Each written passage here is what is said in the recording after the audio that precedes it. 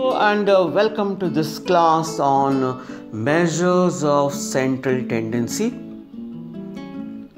We will today look into arithmetic mean.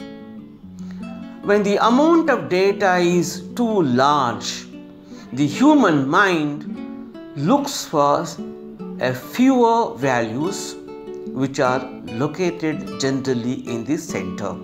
It is the basic tendency, basic instinct of human mind to look for simpler and smaller values when the amount of data is very high. There are three types of measures of central tendency: mean, median and mode. The data is scattered. Center or mean or average lies somewhere in the center. The data is collected in three different series: simple, discrete and continuous series. We'll calculate in different methods later. First of all, let us take up the calculation of arithmetic mean in a simple series. Arithmetic mean can be calculated by direct method and shortcut method. First of all, let us look into the direct method. It is the simplest way of calculating arithmetic mean. It is calculated by a simple formula: x bar is equal to sigma x by n. X bar is arithmetic mean. Sigma x is sum of all values of variables. Variables are x. Sigma is sum.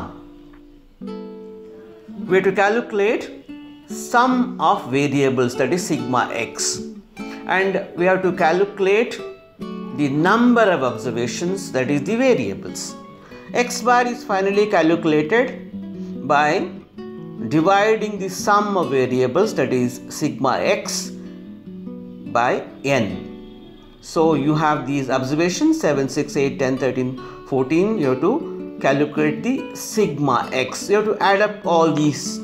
What you get is 58. 58 is the sum of all these observations. Divide 58 by 6. 6 is the number of observations. What you get is 9.67. So x bar is arithmetic mean, that is equal to 9.67. In a shortcut method, we are using a simple logic: algebraic sum of the deviations of a series of individual observations from their mean is equal to 0. That is the logic involved here. You can see here the observations, calculate the deviations, and what you get is 0. You watch the video again and redo it. Now you can calculate by shortcut method by using this formula: x bar is equal to a plus sigma d by n. So here you have to assume the mean. A is assumed mean. X bar is equal to a plus sigma d by n. So first of all, you have to assume the mean. By looking at the data itself, you must assume the mean. The mean lies among the variables. And then you must calculate the sigma d. For calculating sigma d, first of all you must calculate d. Deviations is equal to d. That is, deviations is equal to x minus a. You can see here in this problem that we have taken up here. We have 10 variables and we have to calculate d for each and every variable.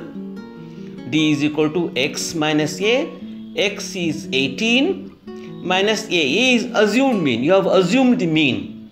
So 18 minus 24. See, 24 is assumed by you. 18 minus 24 is equal to minus 6. Likewise, you have to calculate deviation for each and every value of variable. That we have already done it here, you can see. And finally you have to calculate sigma d. Sigma d is 13, and put all these values in the formula. X bar is equal to a plus sigma d by n. So you get x bar is equal to 25.3. 25.3 is the arithmetic mean in this method.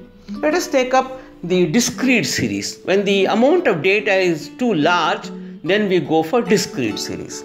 So here the calculation is slightly different. When the data is smaller, we go for simple series. When the data is little larger, we go for discrete series, where the data is grouped under different discrete groups. The formula used here is x bar is equal to sigma fx by n. N is f here. Sigma f is sum of frequencies. X bar is arithmetic mean. Sigma fx is sum of frequencies multiplied by x.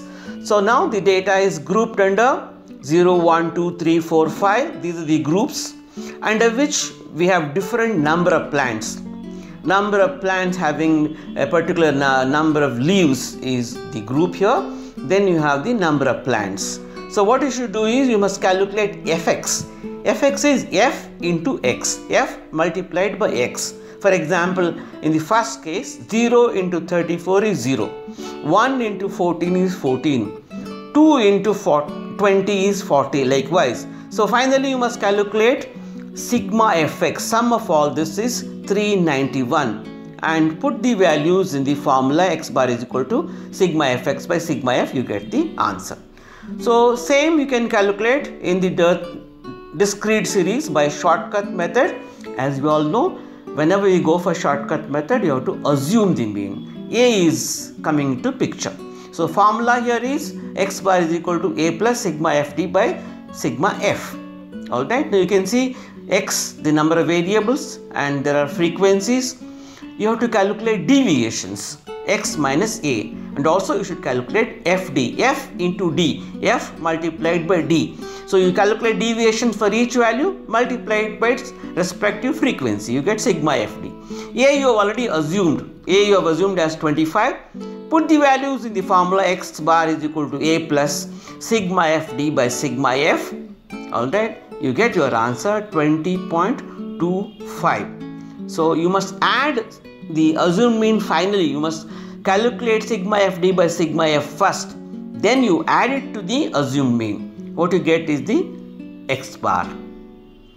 In case of continuous series, when the data is little more larger, then you go for continuous series. So here you have classes, different classes. So the data is organized in the form of different classes. Under each class, we have different number of frequencies. Alright, classes are also called groups. Direct method, the formula is x bar is equal to sigma fm by sigma f. We have to calculate the sigma fm. For that you need to know the m. M is the midpoint. So you have the observations here, which are in the form of different classes. This is called continuous series. These are the frequencies under each class. You have to calculate the midpoint. I have given the formula for midpoint in the previous slide. And you have to multiply f into m, that is fm. For each observation, you have to have a different fm and get the sigma fm, sum of fm. So you put the values in the formula, you get the x bar.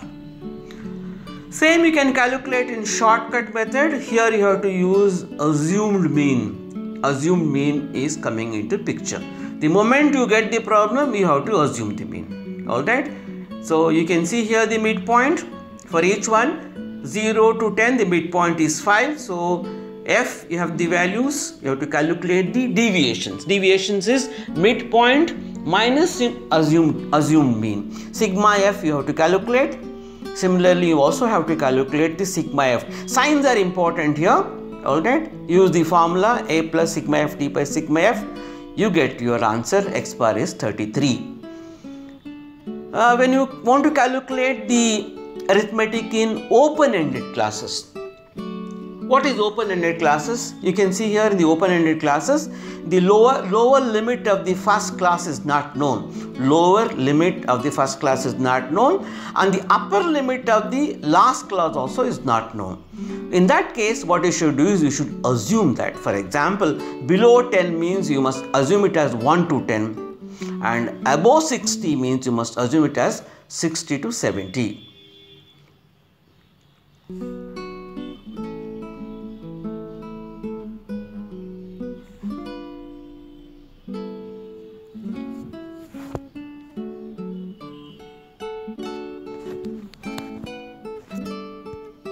Thank you very much for watching this presentation on arithmetic mean. We will learn about median and mode, the other two types of measures of central tendency, in the second part, that is part 2. See you in the next presentation. Thank you very much.